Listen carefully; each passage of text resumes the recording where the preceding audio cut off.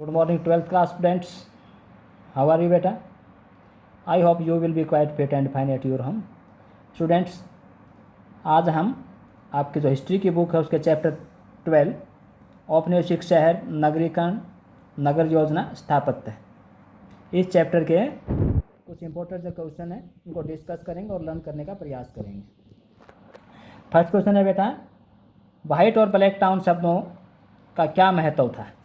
तो वाइट और ब्लैक ये वर्ड तो आपने सुने होंगे, पढ़े होंगे हिस्ट्री में। इनका महत्व क्या है या किस चीज़ को दर्शाते हैं? ये वाइट का मतलब है यहाँ पर अंग्रेज़ों के लिए यूज़ किया गया, क्योंकि अंग्रेज़ गोरी चमड़ी के थे, और ब्लैक इंडियन के लिए यूज़ किया गया है।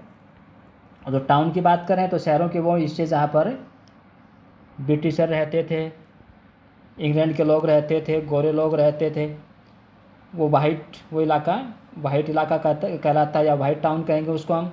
और ब्लैक टाउन शहर के उस हिस्से को कहेंगे जहाँ पर इंडियन लोग रहते थे, भारतीय लोग रहते थे, जो कि रंग के आधार पर अंग्रेज़ों के मुकाबले ब्लैक कलर के थे, काले रंग के थे, या अंग्रेज़ उनको काले कहते थे।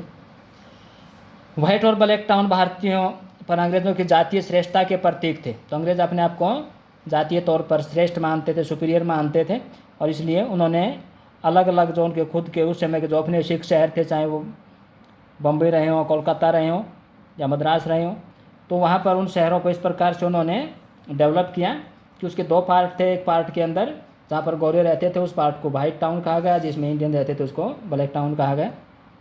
अंग्रेज़ गोरी चमड़ी वाले थे और उन्हें वाइट कहा जाता था, जबकि भारतीयों को काले लोग माना जाता था, तो भारतीयों को ब्लैक कहा गया है। वाइट टाउन औपनिवेशिक शहरों के वे भाग थे जहाँ केवल गोरे लोग रहते थे, तो वहाँ केवल यूरोपियन लोग रहते थे, उनको वाइट टाउन कहा गया है। छावनियों को भी सुरक्षित स्थानों पर विकसित किया जाता था, तथा छावनियों में यूरोपियों के अधीन भारतीय सैनिक तैनात किए जाते थे। तो जो छावनी जहाँ पर सैनिक रहते थे, तो सैनिक जो बड़ी पोस्ट होती थी वो यूरोपियों के पास होती थी, और जो भारतीय थे उनको निम्न पदों पर रखा जाता था, परंतु अंग्रेज़ों के तहत या यूरोपियों के तहत ही भारतीय वहाँ पर छावनियों में रहते थे सैनिक। ये इलाके मुख्य शहरों से अलग परंतु जुड़े हुए होते थे। मेन जो शहर थे उससे थोड़े अलग थे, परंतु जुड़े हुए ज़रूर थे।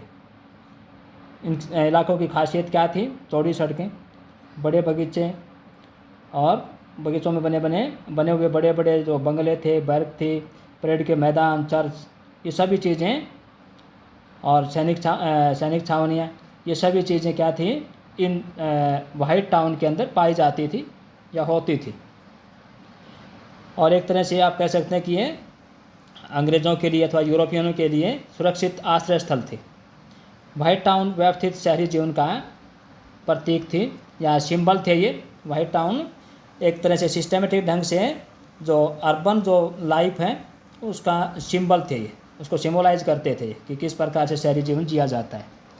ब्लैक टाउन जैसा आपने पहले पढ़ लिया या सुना है कि ब्लैक टाउन में भारतीय रहते थे। ये अव्यवस्थित, यानी बिना किसी सिस्टम के, ये शहर कोई बिना किसी सिस्टम के बसाए गए थे, अव्यवस्थित तरीके से थे, कोई सिस्टम के तहत नहीं बसाए गए थे, व्यवस्था के तहत या प्लानिंग के तहत नहीं बसाए गए थे, तथा गंदगी और बीमारी का स्रोत थे। तो इनमें गंदगी भी काफ़ी होती थी, सफाई की कोई व्यवस्था नहीं होती थी, बीमारी समय समय पर फैलती रहती थी। इन्हें अराजकता एवं उपद्रव का केंद्र माना जाता था। तो ब्रिटिश जो लोग थे ये मानते थे कि ये क्षेत्र अराजक हैं, उपद्रव के केंद्र हैं, यानी इनको एक तरह से हीन दृष्टिकोण से देखा जाता था, हीन माना जाता था। नेक्स्ट क्वेश्चन है बेटा, प्रमुख भारतीय व्यापारियों ने औपनिवेशिक शहरों में खुद को किस तरह स्थापित किया? तो भारतीय जो व्यापारी थे, जो ट्रेड्स पर्सन थे, वो किस प्रकार से अपने आप को एस्टेब्लिश करने में कामयाब रहे? आंसर देखिए बेटा कि भारतीय व्यापारियों ने औपनिवेशिक शहरों अर्थात बम्बई, कलकत्ता और मद्रास में एजेंटों तथा बिचौलियों के रूप में काम करना शुरू कर दिया। कि भारतीय व्यापारी जब अंग्रेजी व्यापारियों का मुकाबला नहीं कर पाए या उनको व्यापार से बाहर कर दिया गया, तो उन्होंने एजेंटों के रूप में और बिचौलियों के रूप में अपने आप को एस्टेब्लिश किया, स्थापित किया। उन्होंने ब्लैक टाउन में बाज़ारों के आसपास परंपरागत ढंग से दालानी मकान बनवाए। तो अपने मकान ब्लैक टाउन के बाज़ारों में बनवाए, जो उनके आसपास स्थापित किए, ताकि वहाँ के जो कामकाज है उसको संभाल सकें, उसको अरेंज कर सकें। उन्होंने भविष्य में पैसा लगाने के लिए शहर के अंदर बड़ी बड़ी ज़मीनें भी खरीदी, यानी पैसे को इन्वेस्ट करने के लिए उन्होंने शहर के अंदर ही बड़ी बड़ी ज़मीनें खरीद डाली। अपने अंग्रेज स्वामियों को प्रभावित करने के लिए वे त्योहारों पर विशाल भोजों का आयोजन करते थे। समय समय पर बड़े बड़े भोजों का ये प्रबंध करते ताकि एक इम्प्रेशन बनाया जा सके अंग्रेज स्वामियों के सामने। समाज में अपनी उच्च जो स्थिति थी उसको दर्शाने के लिए उन्होंने मंदिर भी बनवाए। तो बहुत सारे जो इस तरह के व्यापारी थे उन्होंने अपनी जो सोशल स्टेटस को दर्शाने के लिए बहुत सारे टेम्पल बनवाए या दूसरे जो सोशल वेलफेयर के जो काम थे वहाँ पर पैसे लगाए ताकि समाज में इनका आदर होता रहे।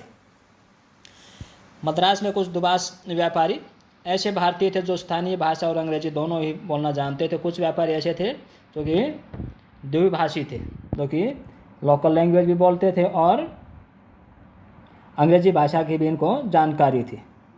वे भारतीय समाज तथा गौरव के बीच मध्यस्थ की भूमिका निभाते थे। एक तरह से इंटरमीडिएट के तौर पर ये काम करते थे इंडियन और यूरोपियन के बीच में। संपत्ति इकट्ठा करने के लिए वे सरकार में अपनी पहुंच का प्रयोग करते थे। तो अपनी प्रॉपर्टी को और बढ़ाने के लिए सरकार में जो उनकी अप्रोच थी उसका वो यूज़ करते थे। सरकार के साथ लग करके अपनी प्रॉपर्टी बढ़ाने के चक्कर में हमेशा रहते थे। ब्लैक टाउन में परोपकारी कार्यों और मंदिरों को संरक्षण प्रदान करने के कारण समाज में उनकी स्थिति काफ़ी मजबूत थी।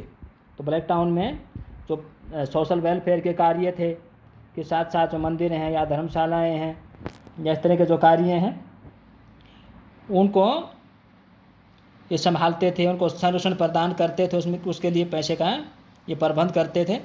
इसके कारण समाज में उनकी जो पोजीशन थी वो काफ़ी सम्मानित थी, काफ़ी मजबूत थी।